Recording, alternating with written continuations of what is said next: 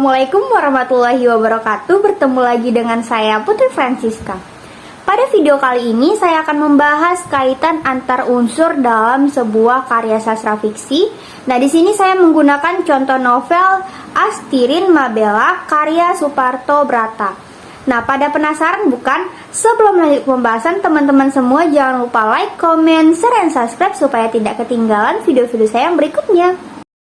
Dalam novel Astirin Balela karya Suparto Brata, secara garis besar berbagai macam unsur-unsur pembangunan novel tersebut dapat dikelompokkan menjadi dua bagian, yaitu unsur intrinsik dan ekstrinsik. Kedua unsur inilah yang banyak digunakan untuk mengkaji sebuah novel atau karya sastra pada umumnya. Antara unsur intrinsik dan ekstrinsik mempunyai hubungan yang berkaitan satu sama lain. Peneliti menguraikan unsur intrinsik meliputi alur plot, tokoh dan penokohan, latar setting, gaya bahasa, style, dan tema. Sedangkan unsur ekstrinsik berupa nilai moral. Semua unsur dalam novel ini saling berkaitan dan menjalin satu kesatuan padu, yang berarti bahwa antara unsur alur plot mempunyai hubungan dengan unsur tokoh dan penokohan. Unsur tokoh dan penokohan mempunyai hubungan dengan unsur latar setting. Unsur latar setting mempunyai hubungan dengan unsur gaya bahasa, style. Unsur gaya bahasa, style mempunyai hubungan dengan unsur tema, dan antara unsur intrinsik mempunyai hubungan dengan unsur ekstrinsik yang berupa nilai moral. Cerita dan plot merupakan dua unsur fisik yang amat berkaitan sehingga keduanya tak mungkin dipisahkan. Bahkan lebih dari itu, objek pembicaraan cerita dan plot boleh dikatakan sama, yaitu peristiwa. Baik cerita maupun plot sama-sama mendasarkan diri pada rangkaian peristiwa sebagaimana yang disajikan dalam sebuah karya. Oleh karena itu, sebenarnya dapat juga dikatakan bahwa dasar pembicaraan cerita adalah plot dan dasar pembicaraan plot adalah cerita. Alur merupakan rentatan peristiwa yang dilakukan oleh setiap tokoh, baik tokoh utama maupun tokoh tambahan. Karena tokoh utama paling banyak diceritakan dan selalu berhubungan dengan tokoh-tokoh lain, maka ia sangat menentukan perkembangan plot secara keseluruhan. Ia selalu hadir sebagai pelaku atau yang dikenai kejadian dan konflik, penting untuk mempengaruhi perkembangan plot. Unsur peristiwa merupakan sesuatu yang diakui dan atau ditimpakan kepada tokoh-tokoh cerita. Tokoh dengan demikian merupakan pelaku dan penderita berbagai peristiwa yang dikisahkan. Latar, di pihak lain, berfungsi untuk melatar belakangi peristiwa dan tokoh tersebut, khususnya yang menyangkut hubungan tempat, sosial, dan waktu.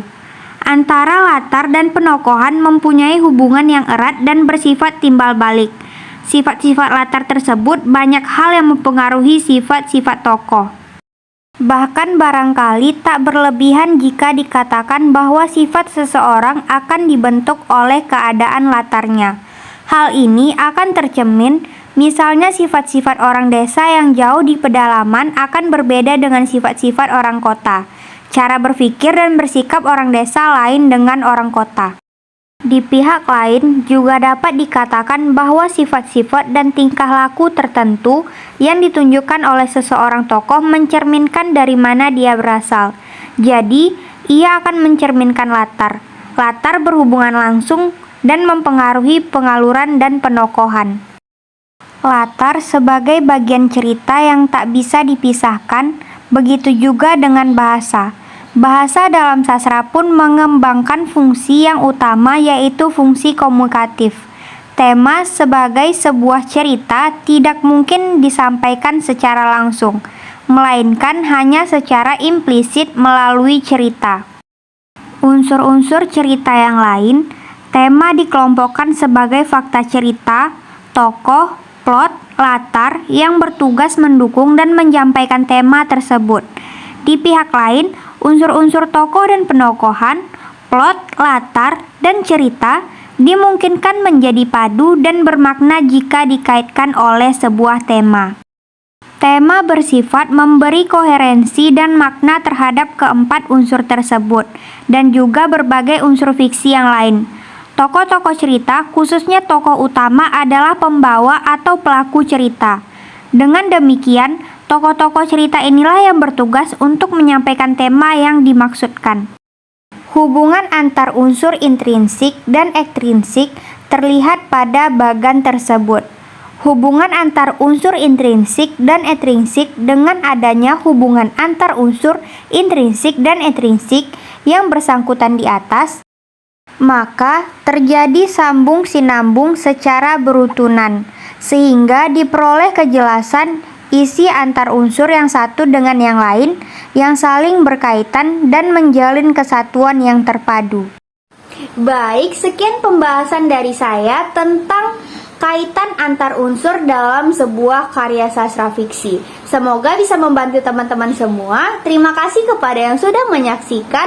Jangan lupa like, comment, share, and subscribe supaya saya terus bersemangat melanjutkan konten-konten saya yang berikutnya. Dadah guys, Assalamualaikum warahmatullahi wabarakatuh.